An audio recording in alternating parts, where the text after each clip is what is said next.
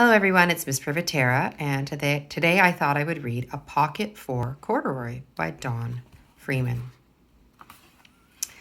Late one summer afternoon, Lisa and her mother took their laundry to the laundromat. As always on such trips, Lisa carried along her toy bear, Corduroy. The laundromat was a very busy place at this hour. "Now, Corduroy, you sit here and wait for me," Lisa said. "I'm going to help with our wash." Corduroy waited patiently. Then he suddenly perked up his ears. Lisa's mother was saying, "Be sure to take everything out of your pockets, Lisa, dear. You don't want your precious things to get all wet and soapy." "Pocket," said Corduroy to himself. "I don't have a pocket." He slid off the chair. "I must go and find something to make a pocket out of," he said, and he began to look around. First he came to a pile of fancy towels and washcloths, but nothing was the right size or color.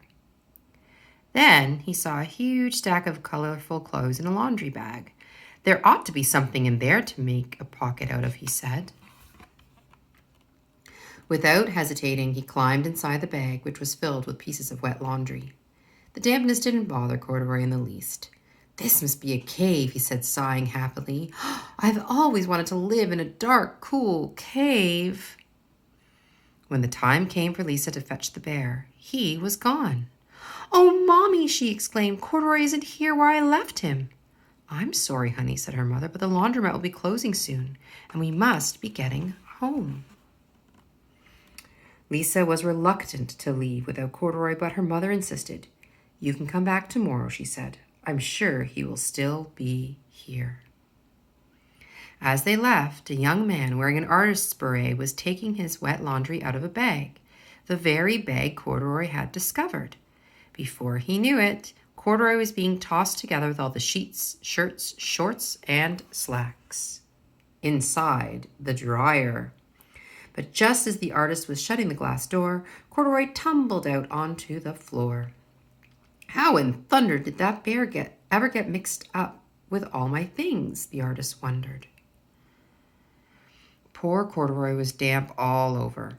"The least I can do for him is give his overalls a good drying," said the man thoughtfully. He unbuttoned Corduroy's shoulder straps and put his overalls in the dryer. Corduroy grew dizzy as he watched the clothes spinning around, but the artist became inspired. "This would make a wonderful painting," he said as he took a sketch pad out of his pocket and began drawing the swirling colors. "I can hardly wait to get back to my studio." Finally, the dryer stopped whirling, and the man gathered up the clothes. Then he helped Corduroy put on his warm, dry overalls.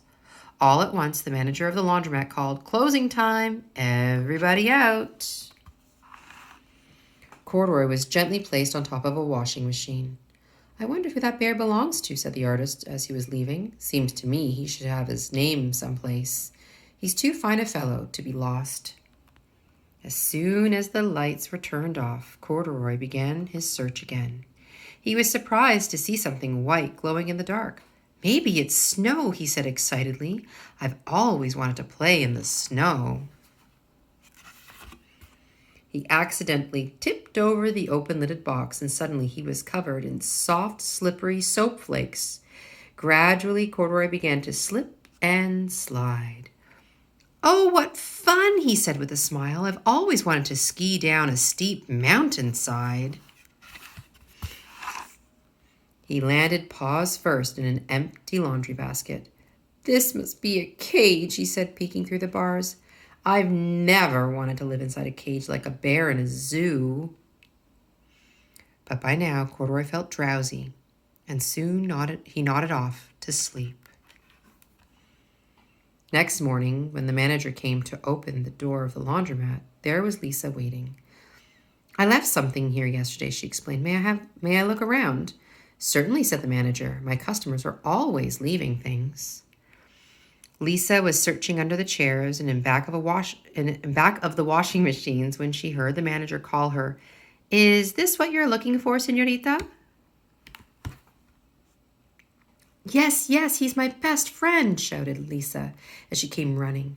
She reached in and picked Corduroy out of the basket. So this is where you've been, you little rascal, she said. It's time I took you home. Lisa thanked the manager and ran out the door and down the street, holding Corduroy tightly in her arms. I thought I told you to wait for me, she said. Why did you wander away? I went looking for a pocket, Corduroy said. Oh, Corduroy, why didn't you tell me you wanted a pocket? Asked Lisa, giving him an affectionate squeeze.